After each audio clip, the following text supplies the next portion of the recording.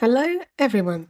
Welcome back to another episode of Gaming the System, the podcast where three intersectional feminists examine gaming and games through a feminist lens. Today, I'm your host Alex, and I'm joined by Jem. Before we get started, if you want to support us, you can subscribe to our Patreon at patreon.com/gaming the system for some exclusive content. Or you can send us a one-off donation via PayPal to our email address. We are gamingthesystem@gmail.com. Hello and welcome everybody to another episode of Gaming the System.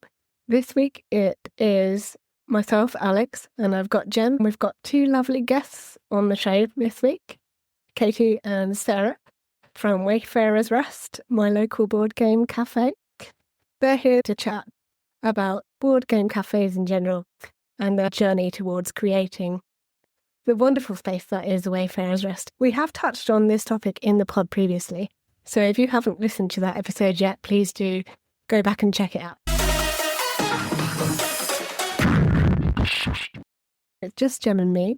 We had the most wonderful interview with Katie and Sarah, who have started the business from completely non-business backgrounds. Just a really wonderful community-led board gaming space, and we got to hear all about it. Jem, how did you think our podcast interview went? I thought it was so interesting to hear them speaking about the process that they'd gone through to setting up the cafe, the sort of practical stuff, the fact that they're so hands-on with everything, because they mentioned twice about the sanding they'd had to do in the venue. They've really put their heart and soul into the project. And as you mentioned, they talk about how they are community-led, and they really are. They were saying, that the events that they run only work when it's something that the community really wants. And I think that's really nice to see that.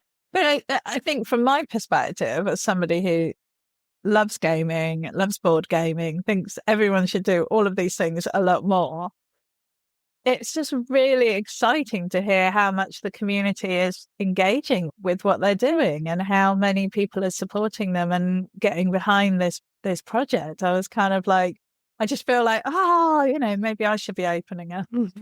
I know that's not the first time I've said that on this podcast. It's definitely a very affirming chat, and it's really positive as well. I feel really uplifted by our conversation with both Katie and Sarah.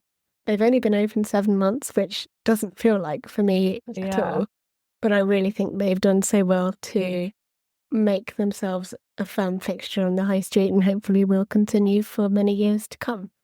We talk about the challenges they face, some of the unexpected things they've come across, and also what brought them together to start thinking about opening up a board game cafe, and in general where their love of gaming first sparked. And I think that echoed a lot of what we've talked about on the pod before, about finding gaming in childhood, through family, or through a chosen family, as they put it, which again is something we often talk about on the pod, and is finding that gaming community can really help you feel like you've found your tribe. And what I found really interesting is when we asked them about their experience as two women setting up a business in a generally male-dominated industry, I thought their response to that question was really interesting and a little surprising, actually. But I think I'll be interested to hear what people think about that when they've listened to the episode. I was expecting there to be maybe more apprehension on their part. I know I'd certainly feel apprehensive, but perhaps that's a cultural thing. They're both from America. Perhaps they're a little bit more ready to go than British people might be. We're a little more reserved. We're just a bit more like, maybe we should have a cup of tea first or something. They did open a cafe though. It's true. They were all about tea. It's very. I'll tell you something that did come up in the interview that I love about the cafe as well. They have loyalty cards like every cafe, but the difference at Wayfarer is that once you get to the magic number 10, you can do a dice roll to get a random drink for free, which is a really fun way of trying something new, and all of their drinks are D&D themed as well. Oh, I love that. So they're all named after the different character types, like a rogue or a cleric or whatever else, or a fighter. They're all like themed around those different character types, which I think is very fun. And it adds a little bit of spice to your visit as well. If you're like, oh, today's the day I get to do the dice roll for my mystery drink. So yeah, that's definitely another fun aspect as well. And also, I really enjoyed our discussion of favourite board games or tabletop games as well. Because I think that's one of the joyful things about gaming and finding other people who game, is just discovering new games through them as well. Yes, absolutely. I think that's one of the things that's really good about board game cafes, is that you can do that without having to spend 50, 60, 70 pounds on the whole game that you might. I think that's a really positive thing. So I'm just really glad that we were able to have the conversation with both Katie and Sarah. It's really nice to get that in-depth behind the scenes look at their journey towards opening up Wayfarer and the thoughts that went behind it as well. I was really glad to get that insight from them both. Well, thank you, Jem, and we hope you enjoy this episode.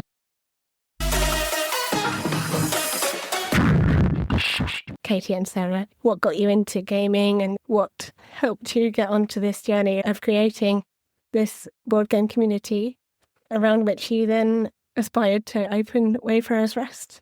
That was a very big question. I grew up playing board games. Like, my family would do things called media fests where we wouldn't watch any screens or TVs. Wow. This is back, we're talking the 90s, early 2000s. So we didn't have cell phones really anyway, but we would, spend that time playing a variety of board games and things like that. Lots of playing cards and stuff. I personally always grew up with games. It was something to do that wasn't screen time. It was social.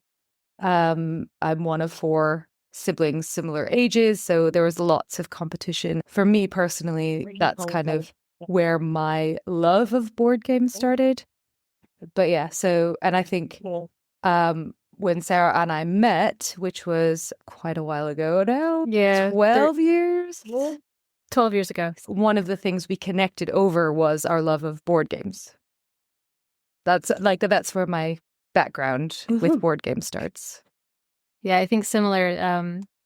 I grew up playing them with my friends, a whole range of different kinds. I remember just recently that when I was a kid, there was this one space game that I would play by myself.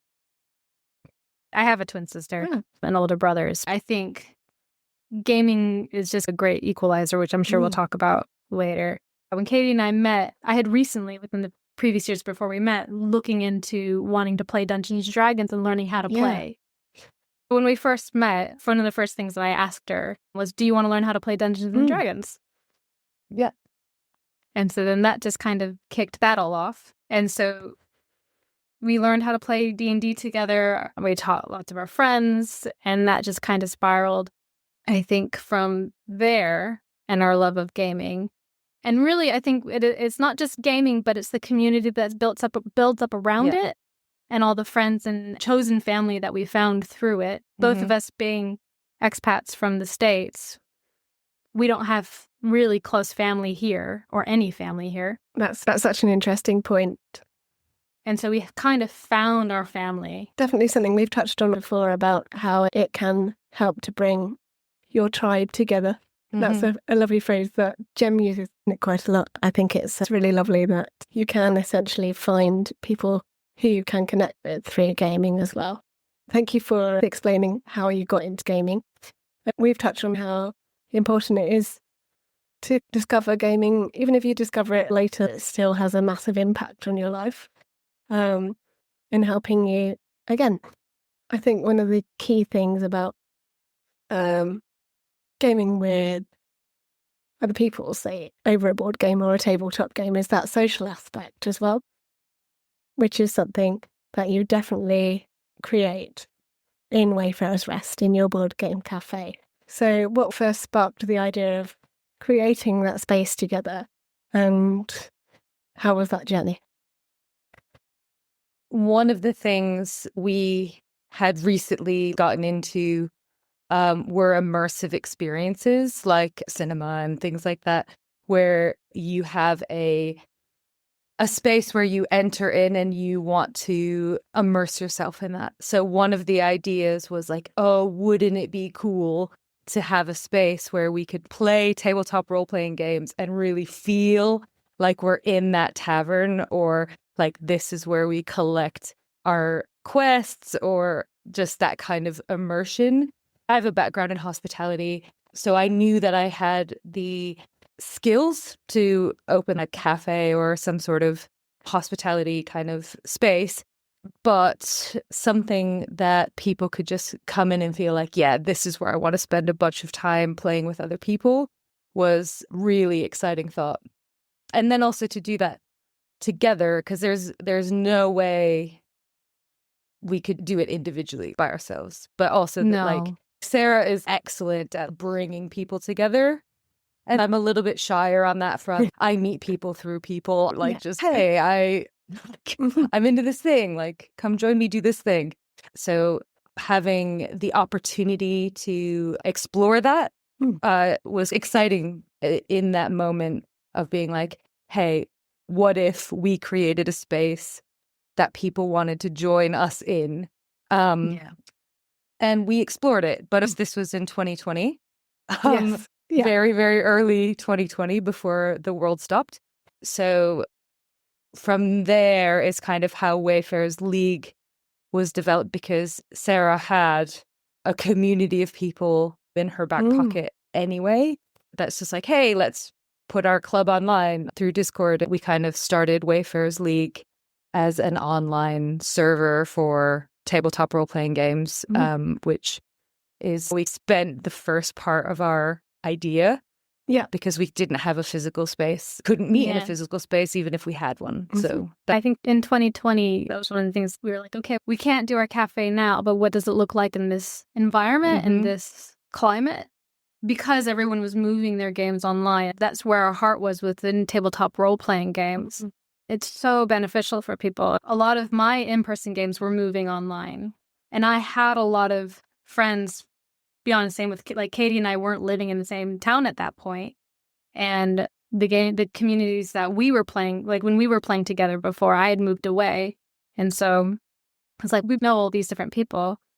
Let's just move Wayfarers online to a broader audience. One of the reasons that I really wanted to do that was because online games were notorious, and still are, for not being consistent and not necessarily being safe. People, especially women or minorities, will join games and then ends up being a very toxic environment and a very negative experience. Or people will join games and they don't even get off the ground, or they'll play 1 or 2 sessions and they fizzle out. So I really wanted to cultivate a space and to have consistent, safe games for people to learn, enjoy, and make friends online. That's really at the heart of Wayfarer's League, and it still continues, which is wonderful. And because of the community that we were able to make, Katie and I were able to cultivate the culture in our little pocket and corner of the internet. We were able to have this community that ultimately fed into Wayfarer's Rest, and that environment and culture is able to carry on in a physical space, which is lovely. Completely. I'm really glad you mentioned the culture of Wayfarers. I think it's important to mention, because I sent a little article which Jem sent us, all about the research into the positive effects of tabletop role-playing games and then being used in health and social care interventions, and essentially helping to improve confidence, assertiveness, real-life social engagement, especially neurodivergent players, which is what the article says. 100%. Part of creating that positive effect is about the culture of the space which you come into, whether that's online or in a physical space. I'm really glad that you highlighted that, because, as you mentioned, often in online spaces, you're not sure what you're coming into. There are these negative, toxic environments there as well. So you've got to look at it from both sides. Yes, board games in themselves have a positive impact, but they have to also have the right culture and environment to be played in as well. And Gemma, have you had any thoughts on that? I think that board gaming can be it feels like it's gate-kept in a lot of ways because it's quite expensive to buy some of the big games. Getting involved in D&D or similar can feel quite daunting because it feels like there's a lot of barriers, there's a lot to learn, you have to go and sit with a bunch of people. There's been quite a lot of negative press about it. Stranger Things has definitely brought D&D into the mainstream again. And my husband's Swedish and D&D is massive over there and always was, and has had a real resurgence since the pandemic, along with many other board games. I think that cafes are a really great space to do that in because you're kind of ticking so many boxes of you're still able to socialize, you can eat and drink and hang out with your friends, and you can try out games without having to pay huge amounts of money up front. It's a fabulous opportunity to go and try it out, to go to a cafe with people who maybe have more experience and just get a feel for it all. I'm very positive about board games in general, and I play online and I play in person. And I was playing this weekend with some friends who are sort of just getting into their hardcore gaming. It's such a nice space to be able to sit and chat and hang out without that kind of intensity of face-to-face kind of communication. I've played online games and I absolutely hear what you're saying. They are not, very rarely are they safe spaces. And when you do find a sort of safe online space, it tends to be a little pocket. And at any moment, that pocket can be invaded. So I think creating these kind of physical environments where people can explore gaming is excellent and so good for mental health. I suppose what I'm really interested in is you went from this online setup to in person and a physical space at a time when so many cafes and restaurants and other physical spaces were really struggling. How was that for you? Gosh, I mean, we've been open, and I think it kind of when we opened, it was kind of we need to open now, and because of where we're at, and at the beginning of summer was key because we needed to get all of the kids out of school in one very busy summer, which was probably what we needed. And I think this first didn't know what to expect. We are learning the waves and the routine and the flow of the community around us, and we're heavily community led. And one of the things that really worked in our benefit was that we had already been working for 2 years on building a community locally. We started an in-board game club 2 years ago. And so we already had a core group of people who not only are coming weekly to support us now, because we continued board game night at the Rest, 7-10. It's a great time. But we kept that going, but that also helped us build the Rest. I'm going to get emotional if I talk about it. It was, I guess, just magical. It was wonderful. It was like we are gaming geeky community that come and help, demolish and then build shelves and help games and paint and sand. Them, it wouldn't have been possible. I think the welcome that we had, I think specifically Godalming really needed something is a million times important. Having a place that people could go to that isn't a pub, they can meet people and do something a little bit different really made a big difference. And the fact that we shameless plug. That really all due to Katie's, I mean, with Katie's years of experience, food, across the board within the have an expectation and a bar that everything needs to meet in order for us to actually have. So we taste everything before we put it onto the shelves. We do our best to also make sure that it is like at that standard. I work games as well on our shelves. But like all over Fix there, we do as much vegan options as we can to make sure that the quality is at the level that we want. And I think that's one of the reasons why we have done as well as we have, because of what we offer. And beyond that, the environment that we've built, I'm just going to keep going. The environment that we've built and we worked so hard to make, one of the main words that we kept saying that we wanted it to be was cozy. We wanted a cozy place that people wanted to come to again and different. And we are storytellers at heart. As if you stop us, we will tell you the lore of, because there's story behind all of our choices. I think people maybe not are fully aware of it, but they feel it when you come in. You can tell that we have put a lot of thought behind everything. Yeah, it's wonderful. Space. And I think one of the things, well, my partner and I were incredibly excited when we knew you were going to be opening. There is a board game cafe in Guildford, which isn't too far from here, but it's not accessible to me as a wheelchair user. So I often had to weigh up whether I'd be okay going on foot and getting a bit tired, or if I could just not bother going out and have people come around here instead. So having a place I can go to in Godalming, local, that's accessible is tick box number one for me. But whenever I go in, everything is always really cozy, as you mentioned, and I feel like you're incredibly inclusive and accessible, not just in terms of physical access, but also providing the options around food. And when you think about the stereotypical idea of board game cafes and the types of people that go there, I wonder if that's something that perhaps you feel like you want to push against and maybe challenge a bit. Because I certainly notice when I go in, there's so many families enjoying themselves, having such a good time. People of all ages, actually, which is something that perhaps people who aren't used to going into board game cafes would expect to see. And I think you've really settled into the community incredibly well, helped, of course, by Wayfarers League. You've built yourselves up really well over the last 6 or 7 months.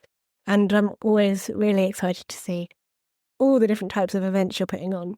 So with those events especially, this is kind of a two-part question. With those events, do you feel like that's a way for you to hold space for different parts of the community? Yeah, I think that one of the things we are finding is even with our events, it's really important to be kind of community-led, because we could just hear someone say, oh, this might be a good idea. We put an event up, but nobody buys tickets. It really has to be like, hey, I've got a group of people who would love to do this event. Tell us when it's posted and we will gather the troops and we'll come to it. If it's not community-led, it doesn't seem to work.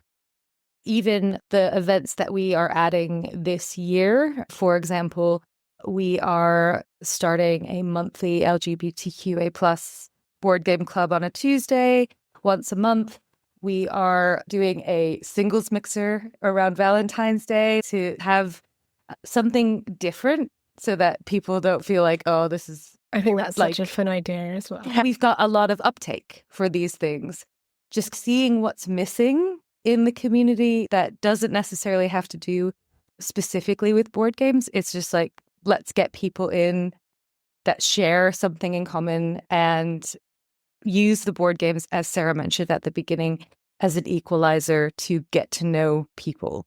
So, yeah, I think that another thing we're aiming to do is and toddler board game club, because we know of a creator who does board games specifically for 2.5 to 5-year-olds, something in the afternoon that actually, hey, we've got a great space in the back room. Let's move the tables out of the way, put mats on the floor, and get parents playing board games with their kiddos really young.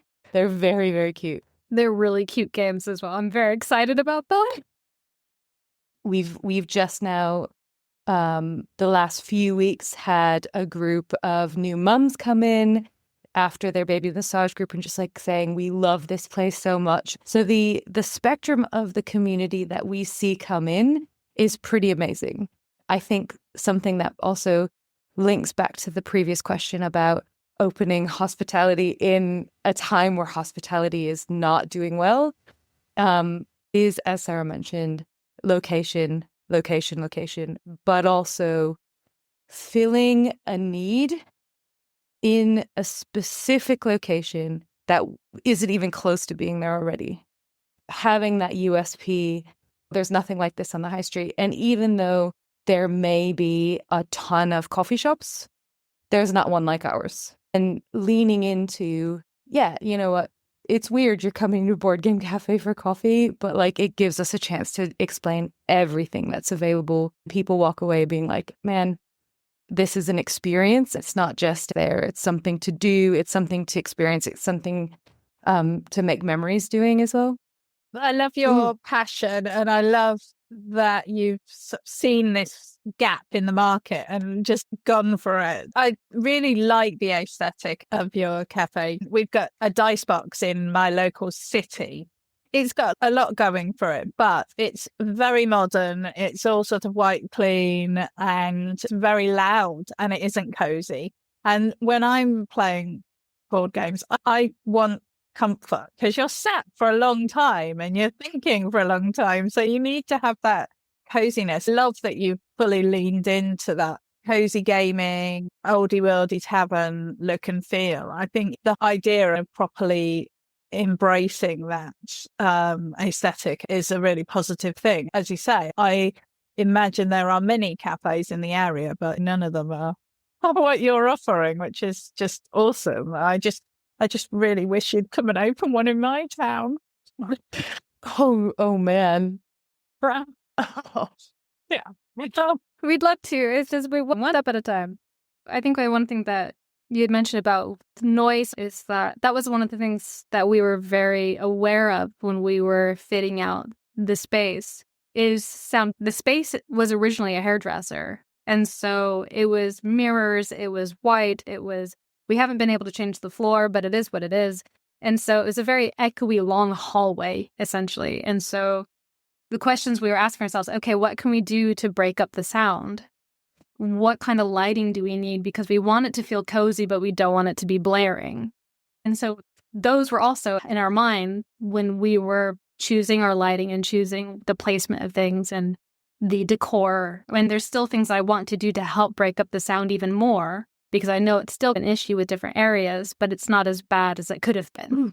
Because those things are very important, especially because games tend to draw neurodivergent folks who are very sensitive to those things. And I think that's also one of the things. We have music playing in our cafe. However, the music doesn't carry all the way to the back room very well. And so there was a question, do we want to put in speakers? It's like, actually, no, let's leave that space as quieter so that if people come in that are sensitive to that, they can sit back there instead. And so there's a space for that. What is the most unexpected thing that has happened in your time running Wayfarers for you? EAT. Oh. Now it's expected Yeah. when you are successful.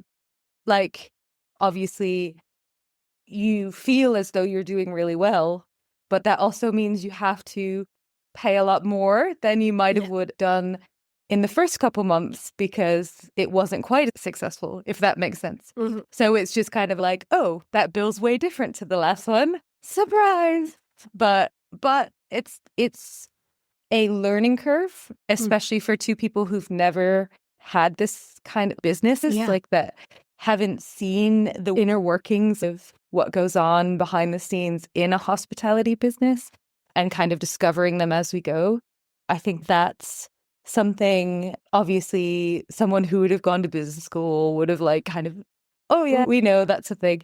You kind of take those surprises and go, okay, cool. That will never take us by surprise again. Never. And it only has to happen once. But yeah, from that, I think it's just learning, you know, you look like you're doing fantastically well. And we are, I think, for any hospitality business in its first year, everyone keeps saying you're not going to see any profit until 3 years. we find that hard to believe, if that makes sense. So that's also surprising. Yeah. But I think that has to do with the reception of the community.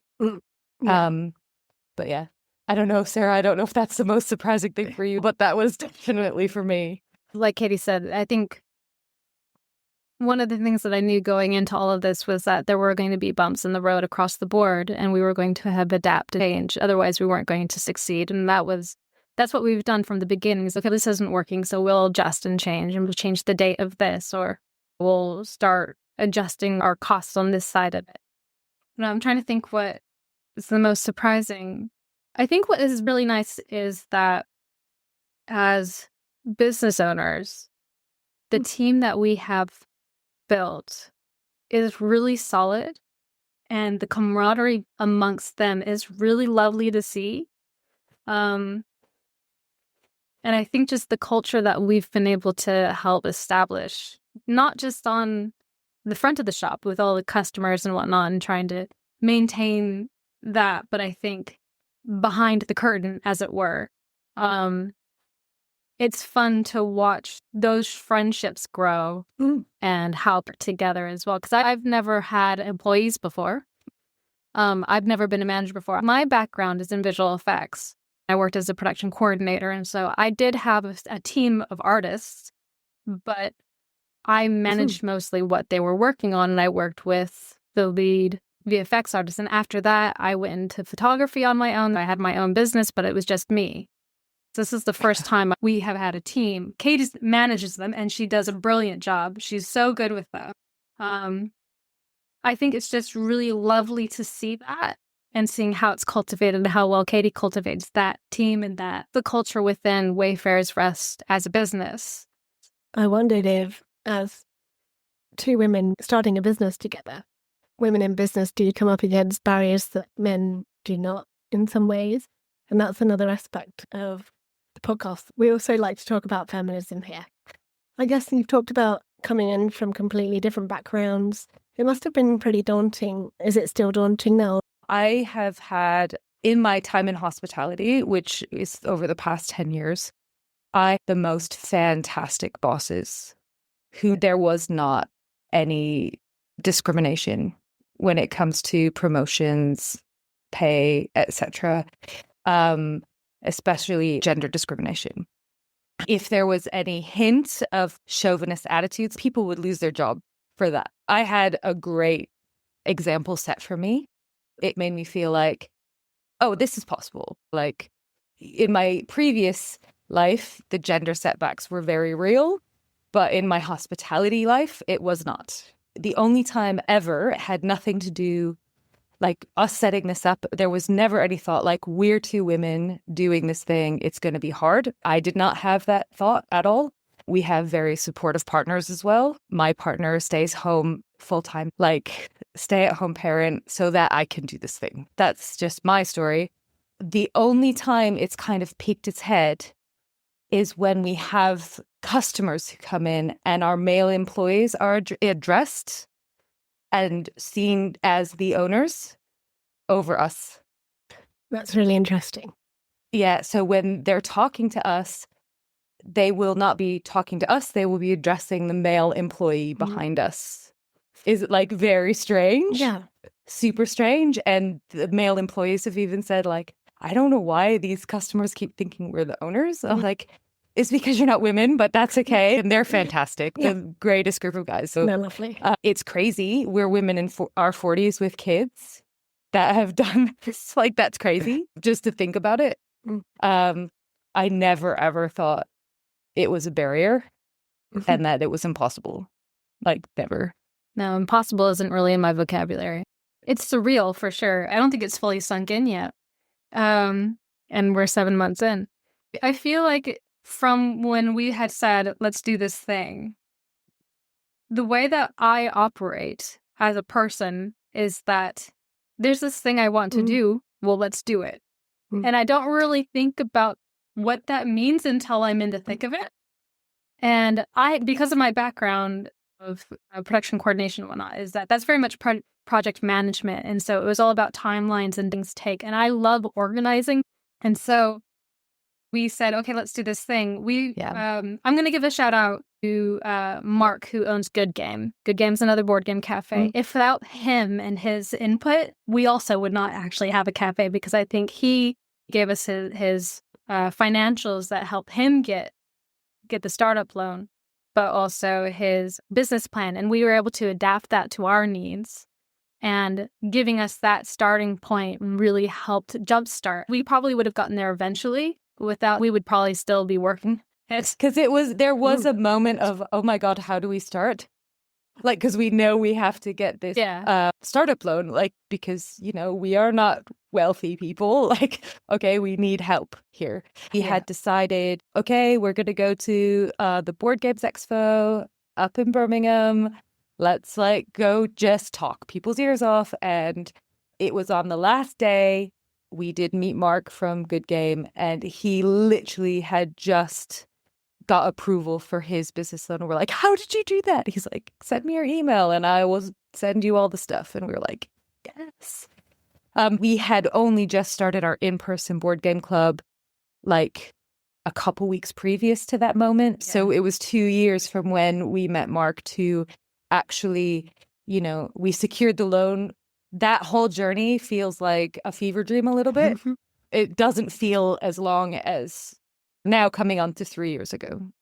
I think the whole time that we were fitting out, every now and then I would stop and look at the space and be like, Katie, we're doing it. And really, I think that's the thing, is that it was kind of like... Yeah, oh yeah, there was no going back. Stepping onto a train and suddenly it's going too fast, you can't get off. At no point I felt there was any panic. Like, it was just kind of more of a like, okay, how long are the lawyers going to talk? Okay, how long? And then when we were kitting out, it took us 12 weeks to kit out, was it? 10 weeks. I didn't see beyond the sanding. 10 weeks. I'm not going to lie. I felt like the whole 12 weeks was sanding walls. Like, it was awful. I think, there were points where I essentially would say, okay, we have to stop this and we need to move on. I would still be there sanding if it was for Sarah, for sure. That's my project management side. It's like, we have to keep going. We need to go to the next step. I think it was 12 weeks before we actually had a dishwasher. That whole journey is really fun to think about, because it was taking this salon, and changing it to something that, I don't know. Yeah. It was great. It was scary sometimes. Nail guns are scary. But also that we did it all ourselves. So we didn't hire contractors except for plumbers and electricians. We did it all with the help of the community, the board game club that Sarah mentioned. That was actually fun. So when we walk in, it's like, oh, we built this thing. We built it. So when you walk into the rest and you see the coffee bar, Katie and I built that. We put in the floor in the den. I never did this before. Okay, let's just do it. We built some walls. Yeah, we did. Yeah, we built this, which is actually great because it's like the ultimate like craft project, right? Yeah, you could definitely say that. I could give anybody a tour. And it's not done. So watch this space for the... You've heard it first. Editions are on the way. Very exciting. But yeah, no, I think it's wonderful that you exist as a space and also just as people, because representation is really important. And it's like you mentioned the attitudes of some of those customers that have come in. Obviously, it's not everybody. And hopefully we'll continue to keep pushing against those stereotypical ideas. And I think it's not just in gaming. I think it's generally for every business. People might make an assumption that a man is the manager of X business or Y business. But I think gaming, there's definitely still a perception that gaming is a male hobby, first and foremost. Yeah. Well, absolutely. And that's something that we hear on the pod. And I think yourselves at Wayfarer is challenging just by existing as well. Okay. Well, I'd actually like to give like a shout out to our landlords. Like this is quite amazing, is that is apparently as soon as they saw our offer, they wanted to accept it. Wonderful. Because they said, oh, this is what Godalming High Street needs. So this is a family-run trust. They have the one property on the high street. It's not like they have a ton, but I wish they did, because they really think about the community, even though they don't live in it. The estate agent was like, no, that's too risky. And they were like, no, we want them. and like basically handpicked us Oh, wow. because of the space. Yeah. And the trustee we're in touch with is also a woman. And she is fantastic. And like anytime we have anything that we need with the building or whatever, she's on it. She's on it. Interestingly enough, someone was inquiring about a piece of the property and asked for our landlord's details and was like, oh, can you make sure to give his details to me?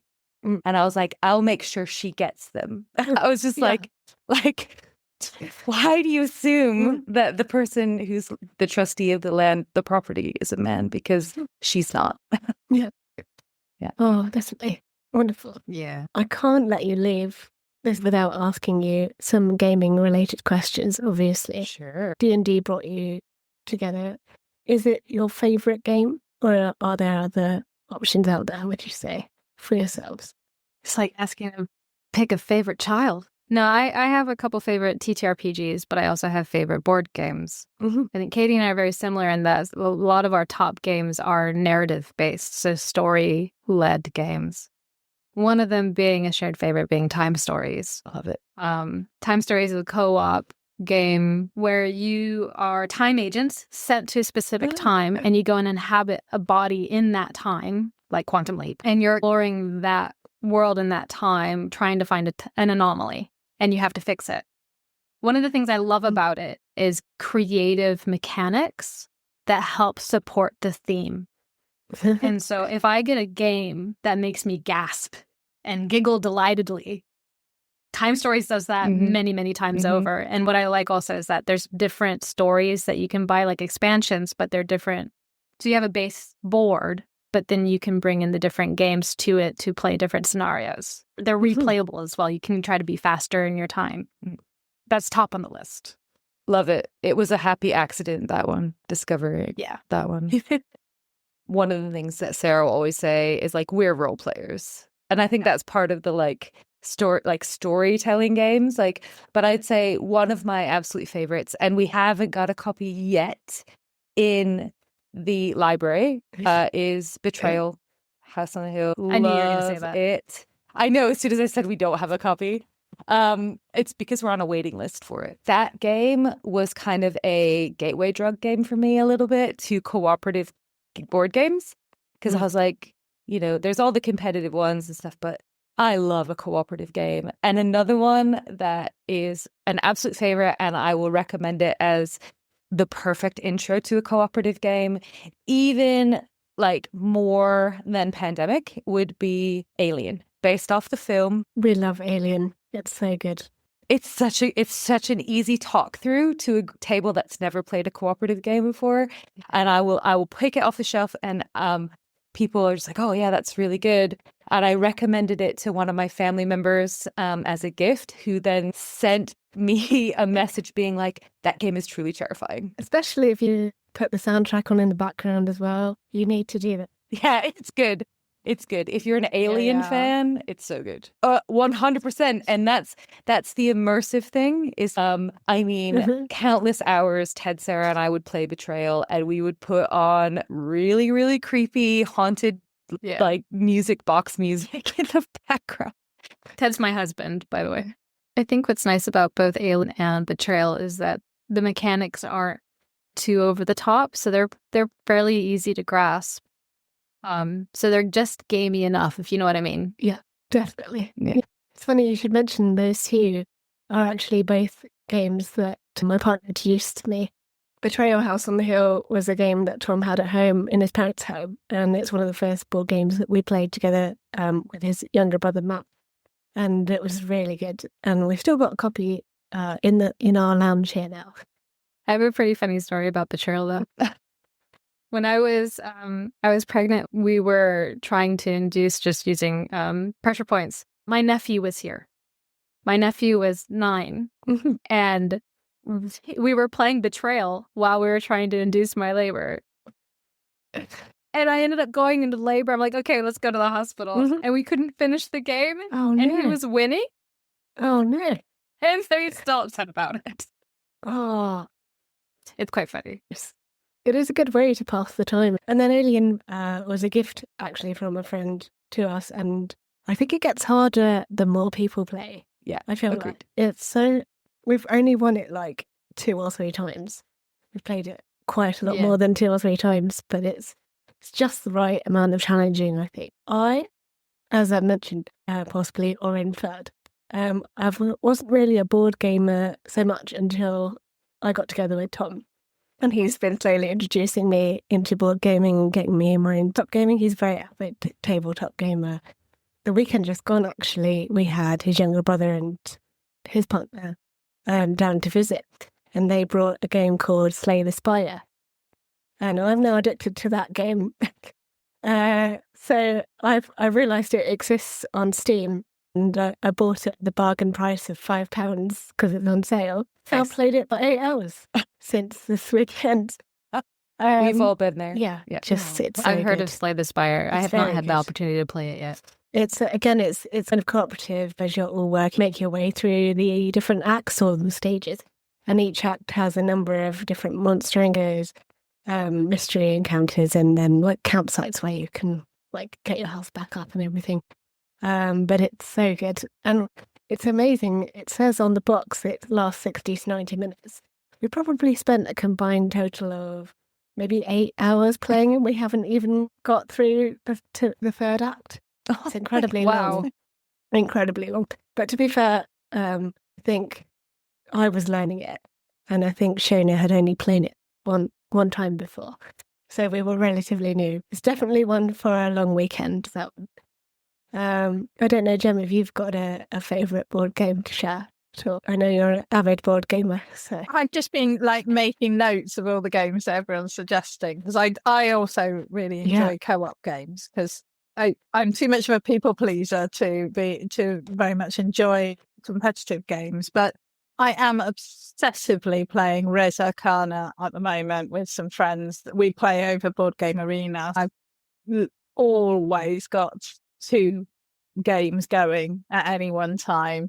But I think the game that's probably stand out for me recently has been Pandemic Legacy, which I've been playing with my mum, and I've talked about this on the pod before. We played season 1, and then we enjoyed that so much that we went on to season 2, and we just finally finished that just before Christmas. And both have taken us at least a real-time year, maybe more. But they've been so much fun, and there's nothing that feels more wrong yet so good as tearing up cards in a board game or sticking stuff onto it or throwing stuff away. It's just like, oh, can I really do this? So yeah, I really enjoyed Pandemic Legacy, actually. Yeah, we played season 1 of Pandemic Legacy pre-pandemic. Our map was crazy scary because it actually looked like the spread of COVID. And we're like, we did this. We tore up the first card. We're like, we can't do this anymore, and we just saved them. Really. I did. I couldn't do it. It was like, no, I can't do it. But I have a question for you, Jem, about Pandemic Legacy. What did you name your diseases? Oh my gosh, that's like 2 years ago. I still remember. I still remember too. That's why I'm asking. I can't remember. I will have to look it out, because we did it after the pandemic, so it was all felt very close to home. I will look it up and let you know. I'll get that to you. I'm like on the edge. Did we share what we named our diseases? what did you name? Well, I know that there was Grandma Snuggles. That was Oh. definitely one. Wow. Because it was just fun to say we need to eradicate Grandma Snuggles. The one that's most traumatizing for me was Cabin Fever. Oh, yes. And then the last one, Mhm. what was the last one, Sarah? Your face. That's right, your face. Your Because we face. wanted to be like, oh, we need to eradicate your face. Yeah. Oh, Wow. Yes. Yeah. We had to make ourselves laugh. Okay. Maybe we should look into those. But we've got the Ticket to Ride one in our retail shop. But they will take a year to play. Like, you Yeah, don't want to sit. yeah. We did it like once a month or something. committed gamers amongst us, for sure. And you can't leave too long between them, because otherwise you forget all the rules, and then you forget. spend Yeah. Yeah. 2 hours trying to remember what you were all So doing. that's our wish list. Much That's like true. when you come back onto gaming on console or PC and you've forgotten all the controls. I've had a wonderful discussion. Thank you so much for coming on, both of you. It's been wonderful to hear about yourselves and about Wayfarers and the wonderful thing that is part of my local community. Jem, I'd love if you ever come down my way, because of course we all live far apart from each other. But if you are ever down this way, I shall have to take you to Wayfarers, for sure. For sure, yeah. Well, thank you very, very much for having us. This has really been fun. Yes, thank you. It's been very nice. Wonderful stuff. If anyone's in the Surrey area, please to give Wayfarers a visit. Check them out. They're wonderful.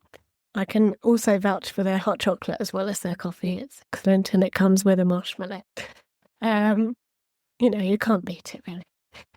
So that about draws to a conclusion the episode for today. Thank you very much for listening and watching, and please comment below with your favourite board games and or tabletop games, and let us know if you'd like to hear more about this topic in future, and we'll see you again every Thursday with something new. Thank you so much.